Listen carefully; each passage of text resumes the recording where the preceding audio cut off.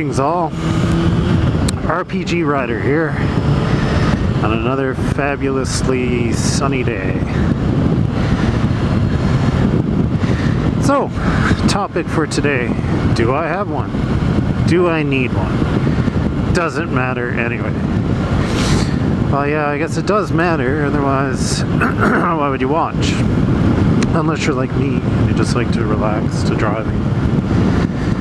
So, listening to the Robotech soundtrack again, I'm gonna have to get some instrumental music. I realize is what I like. So all the Robotech stuff I'm listening to right now, none of it has any lyrics at all.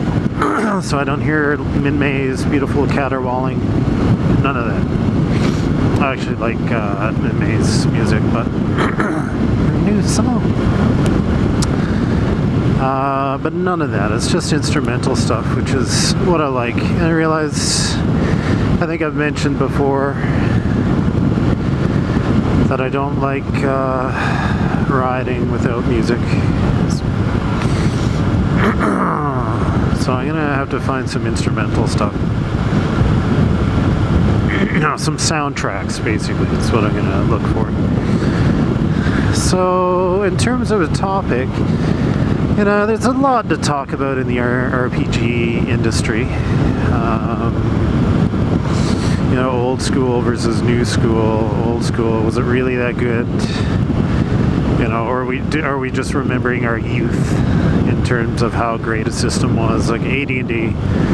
Was it really that great, or are we just remembering the times we had because it was, that part of our life's history that was awesome, right? Is the rule set as good as we think it is? Those sorts of things. Retro clones, are they good, or is it just capitalizing on nostalgia? Lots of questions we can ask, right? So, I guess this one is going to be a lot of different ramblings, I guess. Sorry, RPG ramblings, I guess. So I was talking to a friend last night. Yeah, I have one. Or a few. And we were talking about GMing styles. And we were talking about different products. And I mentioned that...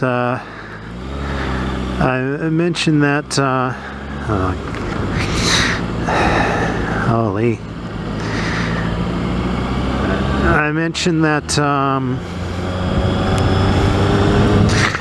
the AD&D DM's Guide was the best role-playing product I thought that had ever been produced, and I still maintain that to today. It's just chocked full of information. It was wonderful. And Gary Gygax wasn't just trying to make a buck. He meant it for DMs. And the foreword to the book says as much. Players should not own this book, GM should. It was just amazing.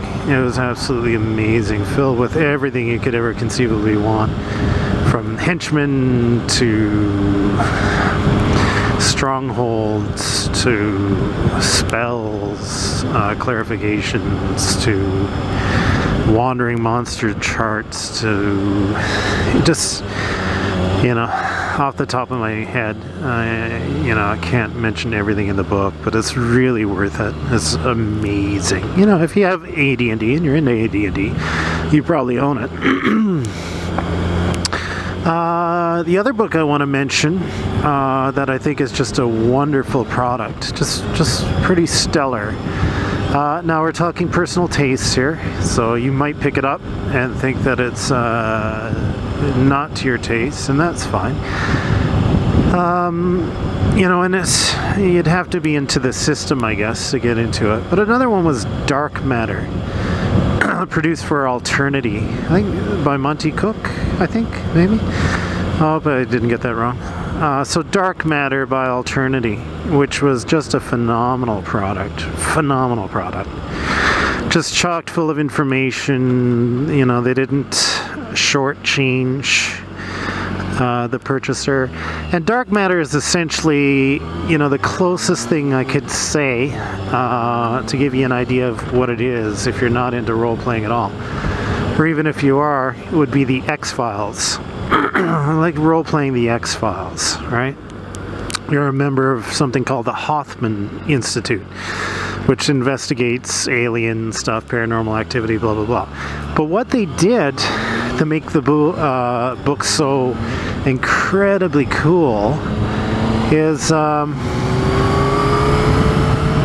what they did is they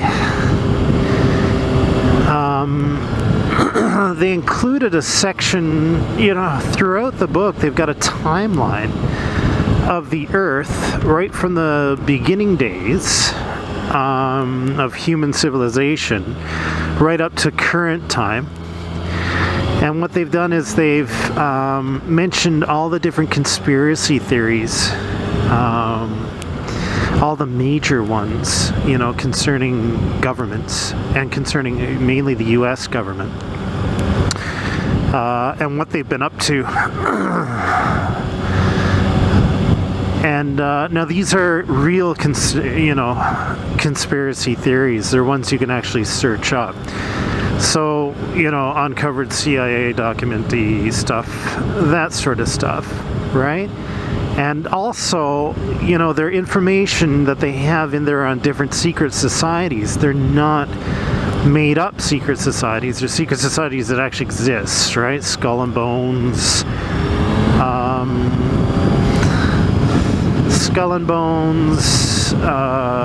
the Masons,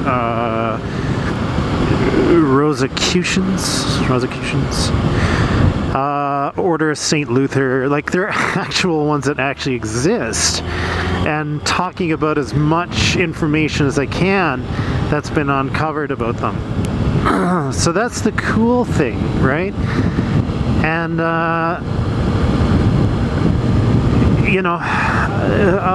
there's a lot of theory online as to why that book got pulled from the shelves, why Alternity fell flat and they got rid of it and destroyed the copies that were remaining. And that's that, they're really poking around with a lot of powerful organizations and talking about them.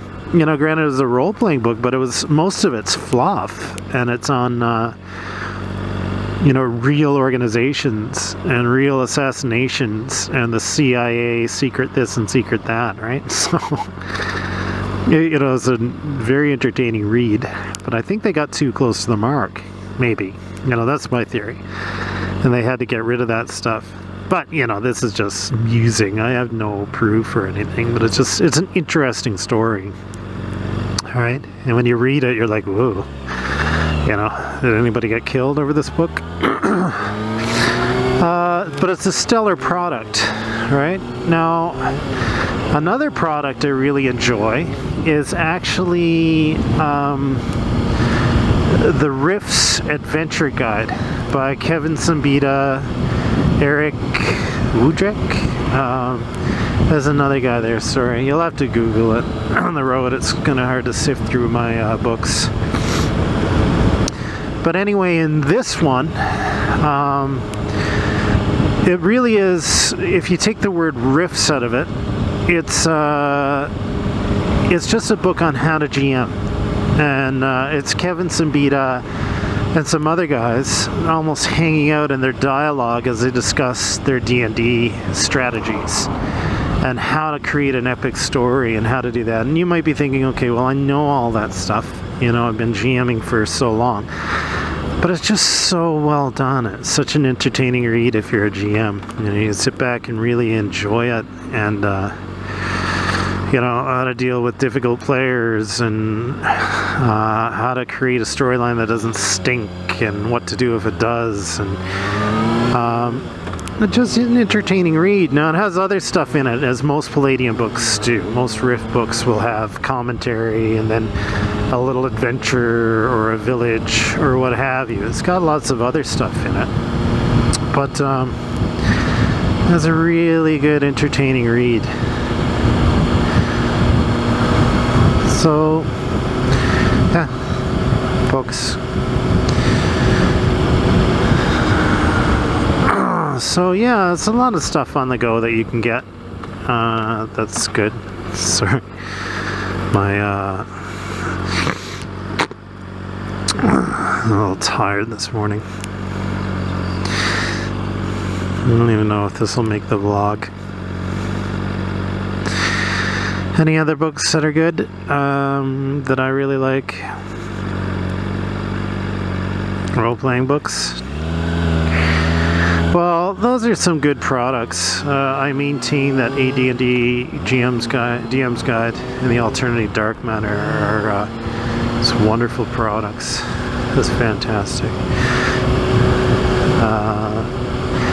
I'll mention too another one I'll do a review on at some point, and that's Blue Planet.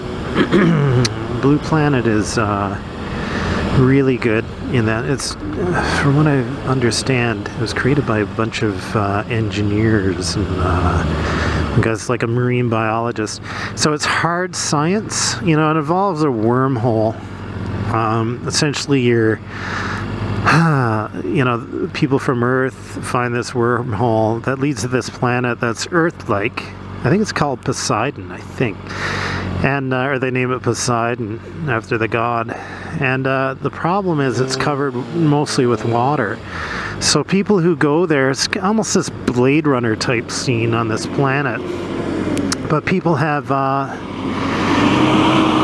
you know, watercraft and whatnot, and beaches. There are some cities there, and you know, people get augmentation gills and stuff, and you know, there's sentient mammals and stuff that you can be.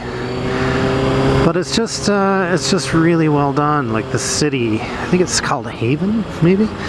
You know, you've got different, you know, the Russian mob is there in full, and what could realistically happen if people from Earth started colonizing a new place and brought all their crap with them, right? And you got this hodgepodge land. It's wonderful. It's like a holiday resort Blade Runner place.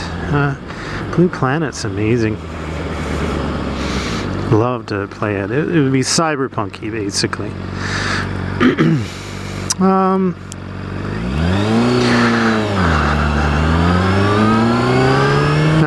So that's about it.